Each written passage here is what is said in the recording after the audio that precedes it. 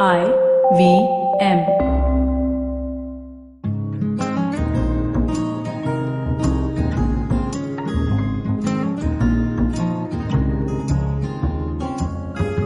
Hello everyone, and welcome to a very special episode of Marbles Lost and Found. I'm Zain, and unfortunately Avanti will not be with us just for this episode, but we still have something very interesting lined up for you. Very recently, someone in the very, very involved and very, very much in the, I'd say, the spotlight of the indie music scene recently had to take a step back from touring and music because he needed to essentially look after himself because he just wasn't doing well. He's one of two from Parekh and Singh. Nischay Parekh. Nischay, thank you so much for joining us today, man. Thank you for having me.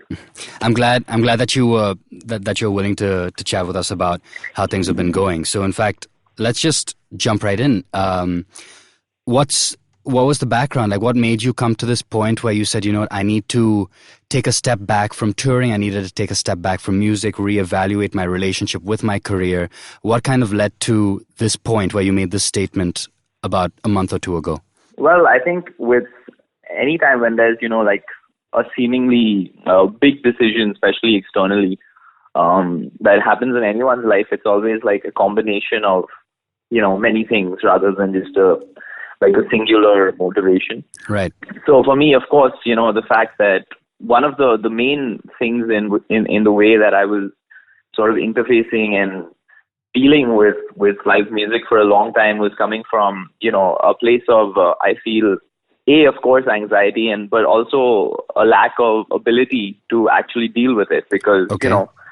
I've read extensively about, other artists who've suffered from anxiety. Some of them have managed to deal with it, Mm-hmm. and, not necessarily allowed it to hamper their live performance career. Right. And there are some who've, been entirely crippled by it. So I think it's such a tightrope and quite a difficult prospect overall to be expected to, just deal with it in a very sort of general way. Right. And okay. also at the same time, come out of it, on the other side after you've dealt with it, still enjoy Sure. the process Right. of what it is that you were supposed to be enjoying in the first place. So I think the primary motivation was that I just wasn't obviously dealing with it well enough over the years, Right. since I Yeah. It wasn't started, something that suddenly happened. It's been something that you've been dealing with for a while, right? Yeah, and it was like with every tour or every performance, there was always a constant struggle to sort of get myself, psyched about it, or using different methods of how to deal with anxiety over the year, whether it's meditation and whether it's visualizations and breathing techniques and yoga and All of that, yeah. I've gone through the smorgasbord of a lot of therapy, Right. of different sorts over the years. Mm-hmm. And to be honest, I don't think that any of them have been ineffective. A lot of them have yielded good results, and a lot of them have got me through a bunch of shows and a bunch of things over the years. Mm-hmm. But it's there came a point where it sort of felt like exhausting. It felt Right. exhausting to be Even the to process be, of constantly having to check in with yourself, look after yourself, do this sort of exercise or that sort of exercise just to keep yourself level was yeah. And also I think over the years when your constant attention was was sort of it I think when a person is battling with whether it's depression or anxiety, that person, for better or worse, becomes quite self-absorbed. Yeah. In the sense that because he or she feels like, I need to address this first before I look out externally and think about, the larger picture or the other people that I'm collaborating with on a particular project. Right. So that also becomes a bit of a crisis, Sure. There's actually internally, something. because then Yeah, sorry to interrupt. There was actually something based on, what you were talking about that I kind of want to delve into, which we delved into in the first season, where we talked to a producer and DJ from Delhi, Blot, where he talked about like his own mental health challenges, and I think I want to try and reiterate his point, because I'm sure you might have something similar. This is to just sort of bring forward to the naysayers or people who may not know too much about this, where they say, look at you, you're part of Parekh and Singh. You're one of the most successful indie bands to have come out from the country. You're doing international tours. You got signed to an international label. All of the success was coming your way. Why were you anxious? Like, weren't you happy with what you were doing? Like, I asked this with the cringe-worthy notion that there are people who may ask this question.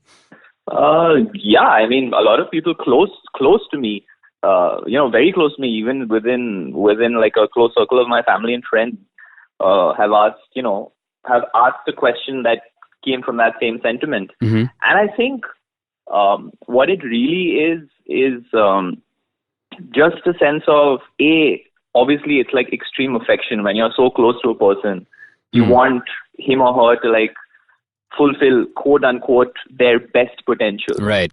And I think that becomes especially in today's day and age, it's a very loaded term. What is your full potential? What is it that you're supposed to do with the tools that you have and the equipment that you already have? Right. And for better or worse, the same mental health that has led to all those opportunities, and led to all of that quote-unquote success is also the same mental health which is causing, that person anxiety or depression or, struggle. Absolutely, yeah. So would you say that the success that you were garnering over the years, in fact, in some ways amplified the anxiety? I think what happened is, it's very important, I think, with, based on the years of research and I've been in therapy for about, I would say, 2.5 to 3 years on and off. So based on all of that and the discussions I've had with other people, regarding this, I think it's very important early on to sort of classify people who are dealing with anxiety, to classify what it is, whether it's a generalized anxiety or whether it's something specific triggered from specific elements of their life. Because generalized anxiety, I think, is something that's plaguing a huge amount of the population in the world at the moment. Oh, absolutely. But specific anxiety is what I've developed. What you were developing. Okay. Years. Right. Yeah, so was there something to do with the touring specifically that triggered you more and more over time? Yeah, it was the touring. And the thing is, when I was younger, I was always involved in in performance aspect things. Like in school, I would be on stage debating or in a play or elocution. Always involved with the stage. Right. And there was a certain pleasure that I got out of it. But I was always like extremely tense before. And I never realized till much later that this is a problem. This is not, it's not just healthy butterflies. It's not just, like everyone says, it's important to get a little psyched before a performance. It helps your performance. It increases your adrenaline. And over the years, I was like, okay, great. That means I'm, getting like tons of adrenaline. Right. Yeah. Like way more. And to be honest, it was because it was a cycle of a performance for me went like extreme nervousness and anxiety leading up to it, maybe even within the first bits of it, and then it was just pure adrenaline. And you read that as a good thing. And you read that as a good thing initially, like, I guess this is what I'm supposed to be feeling. Yeah, I read that initially, and then it just started taking a toll on my body, over the years. Right. Because it was an extremely volatile chemical reaction of just cortisol, anxiety, and then adrenaline, and then again it's just like a wave. Right. So it's like your body is producing unnecessary amounts of these stress hormones, these chemicals. Yeah, absolutely. Yeah. So let's kind of delve into what you're doing for yourself now. So you're taking a break from the touring life. What are you doing for yourself now? Now that you said this, so are you just temporarily in Dubai, or have you moved there right now? Where are you right now as far as taking care of yourself is concerned? Yeah, so I'm here in Dubai. Mm-hmm. I'm not sure whether it's permanent or temporary at the moment. Well, but I'm here. Essentially, my girlfriend, she works here, and I'm also sort of exploring, sort of things I can do in Dubai, because I think I've lived in India and in Calcutta for all of my life. Mm-hmm. And I think I thought that a change of environment is beneficial, and it has been, honestly, so far. Okay. So, I'm enjoying Dubai so far. As far as my mental health and sort of working on that, I've been going to therapy. I've been seeing a very good therapist here. And she's, again, bringing in a different sort of approach and sort of broadening my understanding of what it is that's, holding me back, and how I can address it, and the things that I don't need to address, and the things, that are just, I think a big part of mental health is acceptance. Oh yeah, so, absolutely. I think that's, in fact, that's probably the very first step, because I think it's a very natural human reaction to, as soon as you feel an unpleasant emotion, whatever that emotion might be, our knee-jerk reaction, more often than not, because we're human and this is how we're taught to deal, is just to try and just suppress it in some way and just go, no, it's okay, screw it, I'll deal with this for right now, I'll handle it, just be calm, I'll handle it. I think suppress it or fix it, or like just fix it instantly, instant fix, the easy solution. Yeah, exactly. And the things that and that easy solution can manifest itself in a number of different ways. That's frankly one of the reasons why a lot of people will just turn to things like substance abuse and things like that, or pick your poison, whatever it is. But totally, yeah. But do you feel that based on your introspection and going to therapy and the exercise that you've been doing for yourself, and by exercises I mean meditation and general introspection, of course, do you feel I think I want to try and address something, because a lot of people think therapy as a potential quick fix for something rather than something that is potentially long term. So would you say that your healing and your understanding of where your unpleasant emotions come from has been a very gradual process, and you're over time learning to accept it? It's not like you can just wake up in the morning and say, hey, I accept myself completely.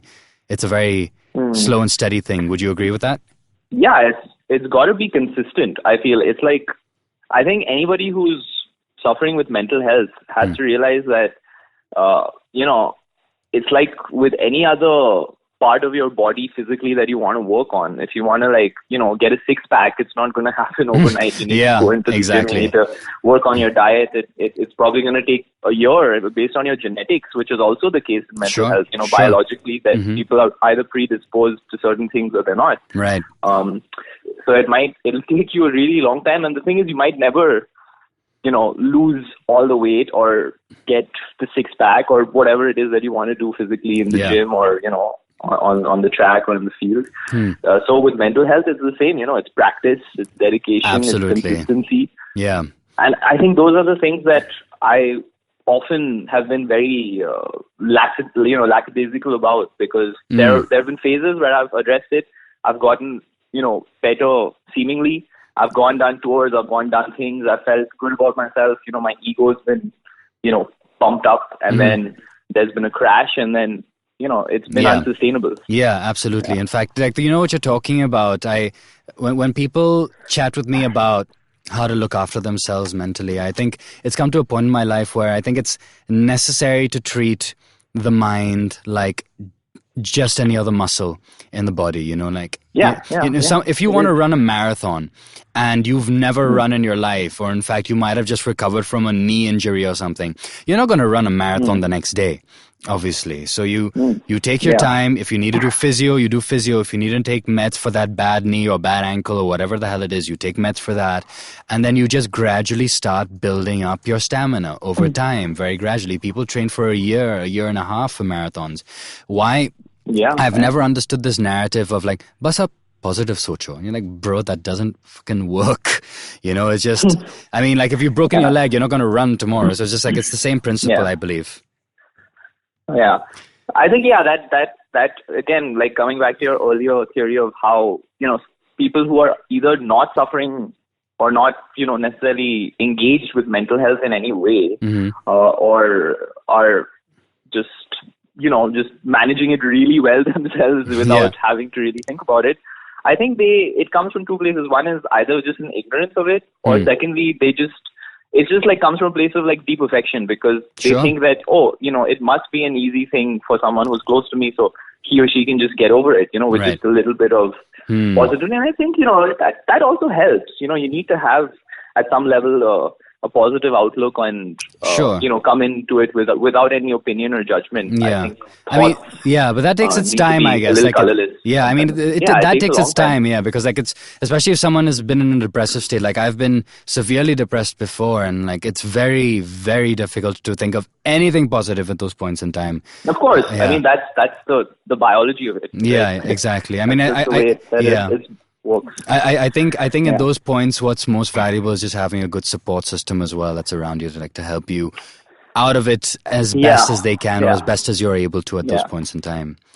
And looking at the time, I think we have run out of time. And Nischay, thank you so much for talking with us today, man. I really appreciate it. Yeah, you're very welcome. And best of luck, man. I hope whatever happens, you're happy, whether you end up back with music again or whatever it is. I mean, it's the music that you put out already has been amazing, whether you're with music or not. Let's see. But still, I'm glad that you're looking after yourself. Yeah, thanks, man. I enjoyed the conversation. Thanks. Good. I'm glad. It was a pleasure talking to you. And thank you, listeners, for listening. I am Zain from Marbles Lost and Found, and we'll see you soon. Bye-bye. Hey, I hope you enjoyed that episode. And if you enjoy listening to content on the IVM Podcast Network, let me tell you about a couple of things that you should check out this week. On What a Player, Mikhail and Akash recap the World Cup Finals 2019. They also discuss India's tour to West Indies, women's Ashes, darts, tennis, kabaddi, and a whole lot more. On Pulyabazi, Pranay and Saurabh discuss David Osborne and Peter Plastrick's classic book, Banishing Bureaucracy, and discuss ideas from it relevant to India. On the Filter Coffee podcast, Namrata Joshi talks to Karthik about her journey from being a journalist to now a film critic, her fascinating interviews in the industry, and her latest review of the movie Super 30. On the Habit Coach podcast, Ashton talks about the superset exercise, which is a super simple habit that makes us build muscles faster. He explains the relationship between muscles and calories and how one can amass muscle. Thanks, and we hope to see you again soon. Look! Up in the internet! It's a meme! No! It's a cat video! No! It's the Geek Fruit Podcast. That's right. We interrupt this riveting broadcast to tell you about our show, the Geek Fruit Podcast, where Tejas, Dinkar, and I, Jishnu, talk about everything in pop culture, including DC, Marvel, Star Wars, Netflix, and everything in between. You know how your friends hate it when you ramble about some nerdy crap and you just want somebody to listen to you? Well, sorry, there's nothing we can do about that, but come listen to us ramble and it'll almost be like the real thing. Kind of. Listen to new episodes of the Geek Fruit Podcast every Monday and the Geek Fruit Bulletin every Thursday on iTunes, Google Podcasts, the IVM app, or wherever you listen to podcasts. Happy listening, you nerds.